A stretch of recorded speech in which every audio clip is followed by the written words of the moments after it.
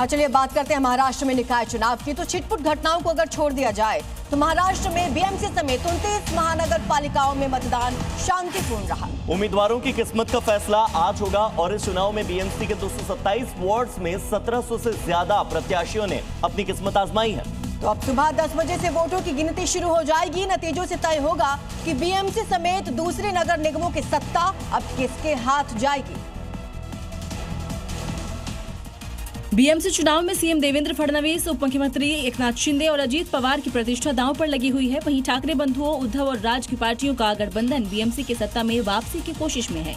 Voting के बीच उद्धव ठाकरे ने BJP और चुनाव आयोग पर निशाना साधा है। उन्होंने आरोप लगाया है कि कई जगहों से मतदाताओं की उंगली से स्याही पोंछने की शिकायतें आ रही हैं। ये चुनाव ठाकरे परिवार के लिए अग्नि परीक्षा से कम नहीं है। अगर बीएमसी हाथ से निकलती है तो ठाकरे परिवार की राजनीति की राह बेहद कठिन हो जाएगी और बीजेपी यही चाहती है और इसी के लिए पूरा जोर लगा रही है। और चलिए अब दिखाते हैं खबरें विस्तार से। बड़ी खबर उत्तराखंड से आ रही है, जहां पर जंगलों में भीषण आग लग गई। उत्तराखंड के नंदा देवी नेशनल पार्क में आग भड़क गई है और पिछले 6 दिनों से ये जंगल तप रहे हैं। यहाँ पर आग लगी है।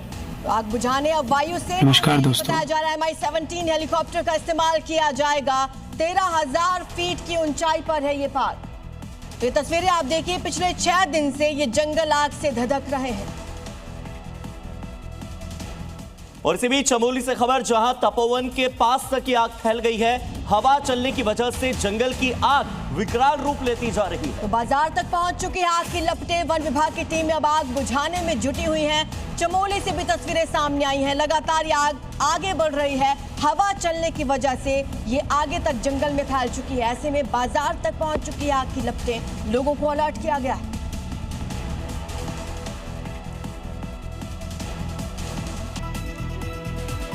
ईरान और अमेरिका के बीच युद्ध के बादल छंटे। पाकिस्तान में ईरानी दूतावास का दावा, बोले ट्रंप नहीं करेंगे हमला।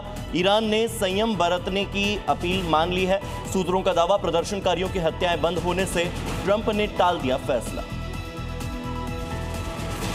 ईरान में फंसे भारतीयों के रेस्क्यू ऑपरेशन पर suspense. Jammu Kashmir students association का दावा, अगले आदेश तक सरकार ने टाला ऑपरेशन।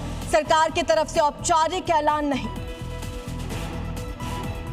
ईडी से विवाद में ममता सरकार को सुप्रीम कोर्ट से बड़ा झटका। कोर्ट ने ईडी ऑफिसर्स के खिलाफ दर्ज एफआईआर पर लगाई रोक। रेड में रुकावट डालने पर ममता सरकार को नोटिस। सुप्रीम कोर्ट ने कहा, एजेंसी के काम में रुकावट न डाले ममता सरकार। महाराष्ट्र निकाय चुनाव के नतीजों के लिए सुबह 10 बजे से शुरू होगी मतगणना। बीएमसी समेत 29 निगमों के लिए हुआ था मतदान। बीएमसी के नतीजों पर देश भर की नजर। पहली बार साथ लड़ रहे हैं ठाकरे ब्रदर्स। शाम 4 बजे तक तमाम नतीजे आने की उम्मीद।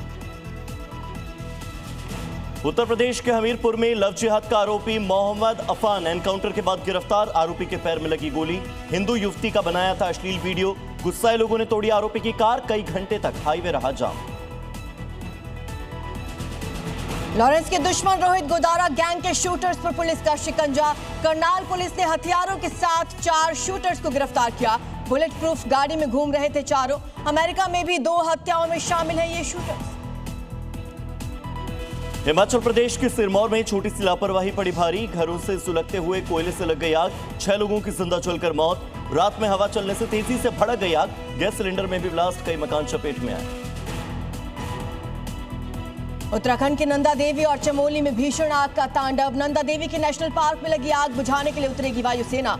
चमोली के तपोवन में लगी आग बाजार तक पहुंची। स्थानीय प्रशासन ने लोगों को अलर्ट किया। अमृतसर में ड्रग तस्करों के खिलाफ बड़ी कार्रवाई। 40 किलो हेरोइन के साथ 4 तस्कर गिरफ्तार। 2 लग्जरी कारों में सवार थे तस्कर। 200 करोड़ रुपए बताई जा रही है जब्त हेरोइन की कीमत। फ्रांस में सरकार के खिलाफ फूटा किसानों का गुस्सा। पेरिस में सैकड़ों ट्रैक्टर लेकर सड़क पर उतरे किसान।